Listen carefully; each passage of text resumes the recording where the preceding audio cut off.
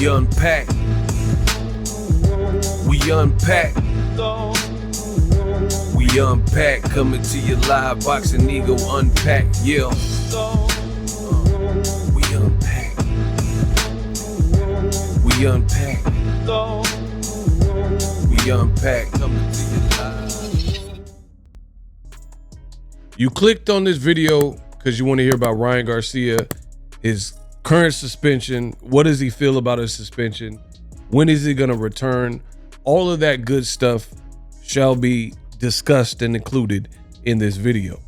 So let's first start by what Ryan Garcia posted on his verified social media.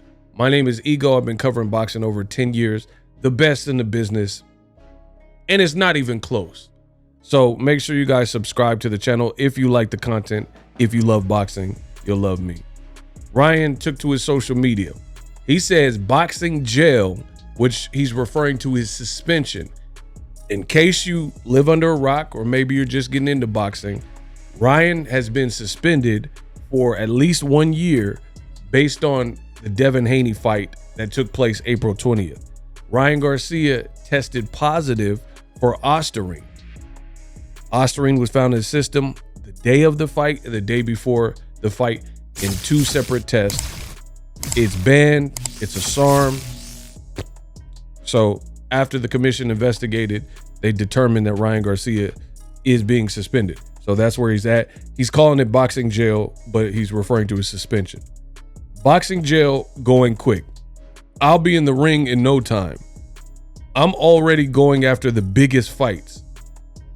So he says, and he's kind of promising to go after big fights when he gets back, but he has this one caveat.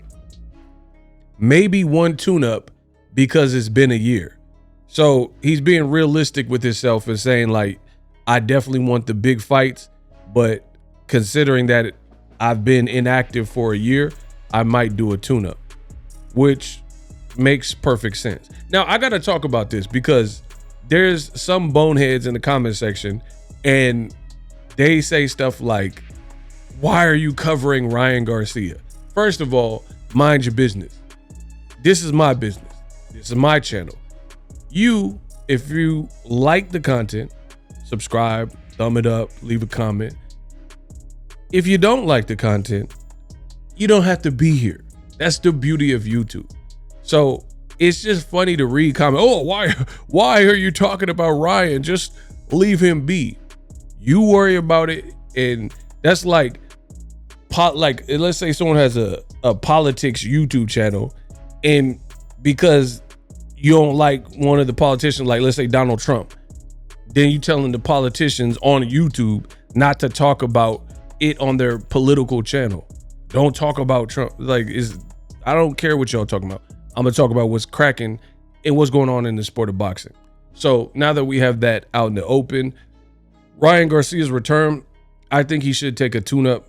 You know, being out the ring, inactivity is nobody's friend in this sport of boxing. Now, ironically, this is, to me, a bit bizarre, and I'm gonna explain.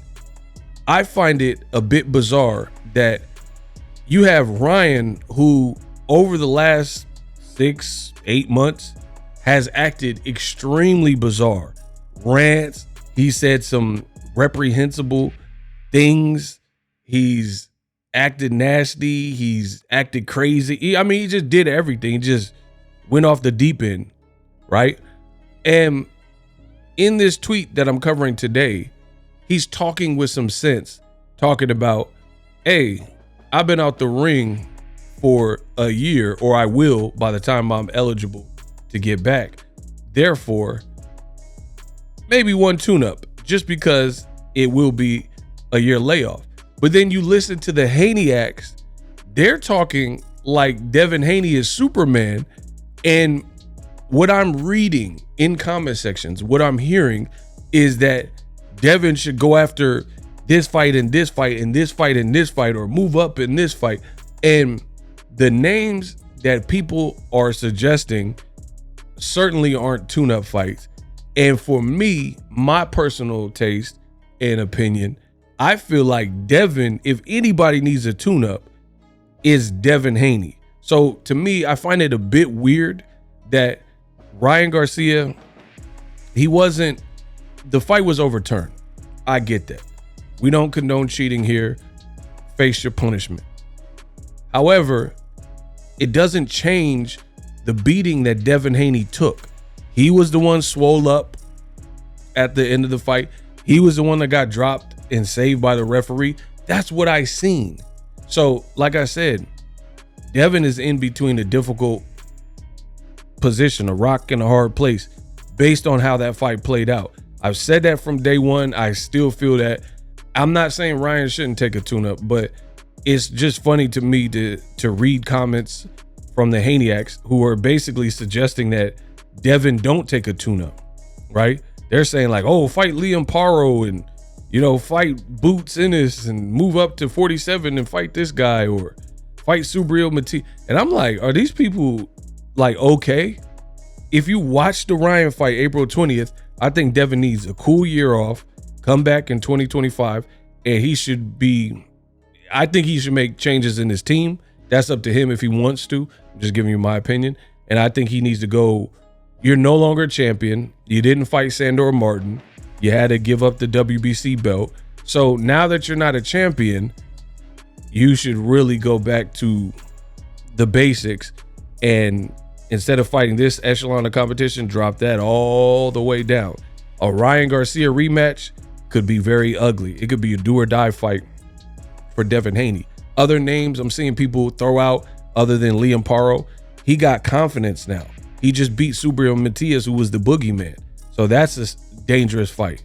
Plus, Devin looks big. Like they just showed him, he looked bigger than Terrence Crawford at the Riyadh season Anthony Joshua versus Daniel Dubois card over the weekend. So I don't know what that weight cut's gonna look like, especially when Crawford move up to 54 and then Devin is supposed to be a 140 pounder, but the 140 pounder looks bigger than the guy that's 14 pounds, just fought at 14 pounds higher than that and fought Madrimov. Difference between Crawford and Devin as well is Crawford has more power and he has more of the mentality, in my opinion, that mean streak. So that's what's aided Crawford. He has an insane willingness to win, so that's great. He has a mean streak where he really wants to hurt you, and he has more power, and he has ring IQ and athleticism. He's a complete fighter. So he's been able to move up from the 35s to 40s to 47 to 54. For Devin, different fighter. Styles make fight, different fighter. Chin, you know, could be questionable.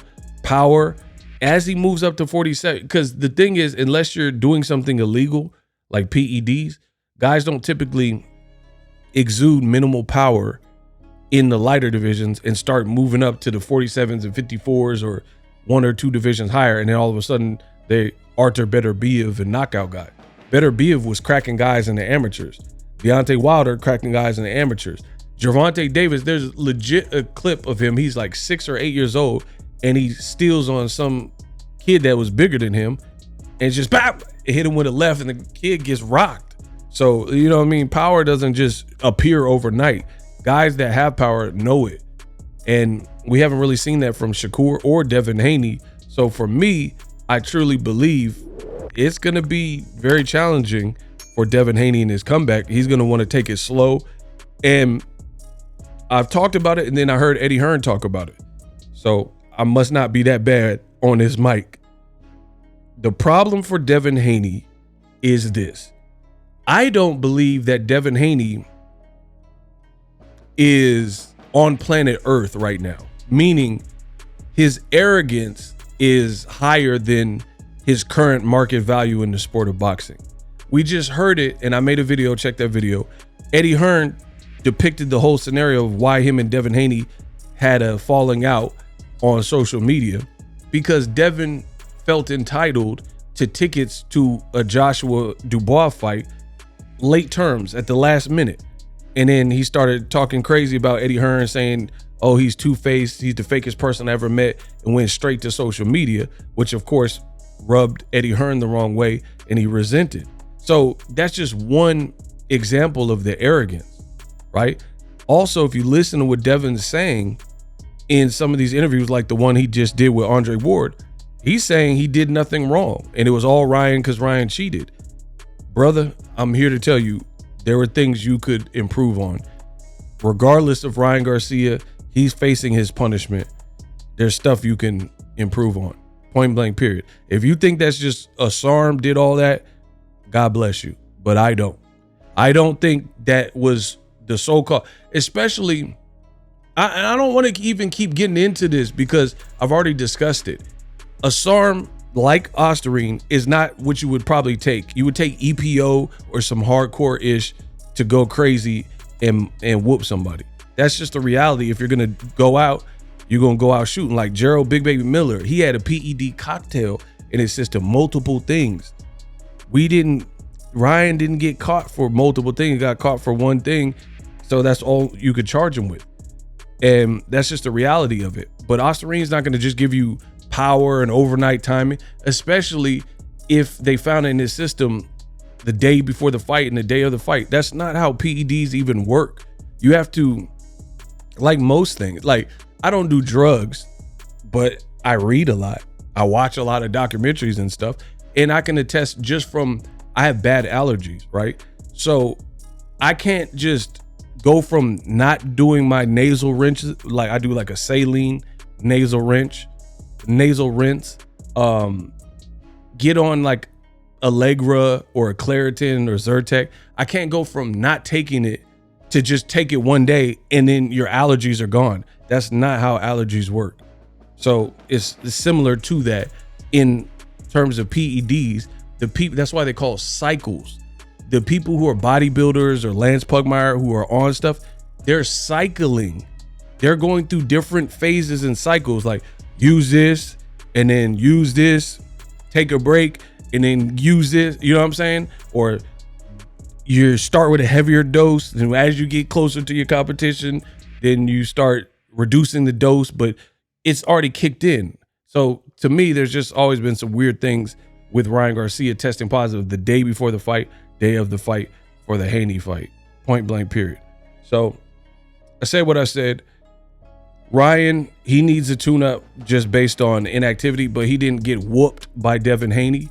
So I think Devin Haney needs a tune-up more than Ryan Garcia, for real, because you could have some cobwebs and you got to make sure your bearings are correct. But I'm telling you, this Devin Haney's arrogance could, if he does not move right, could end up being the straw that broke the camel's back.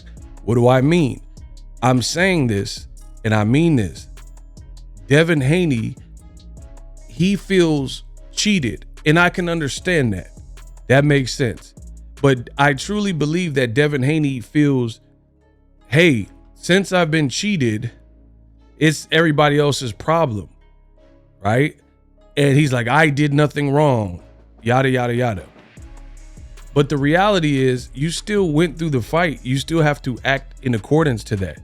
I feel like Devin feels like sorry for himself in the sense of, I was wronged. This guy cheated me.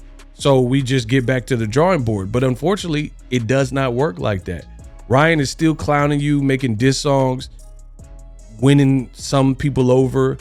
He's the one that didn't get beat up. So your price changes. All those things have now changed. So the downside for Devin Haney, in my opinion, is I think that Devin Haney should take a tune-up. But based on him feeling that he did nothing wrong, I think his asking price might be too high, where even though he didn't cheat, he didn't test positive for anything. I get that. But what occurred. So the reality is things have changed, right?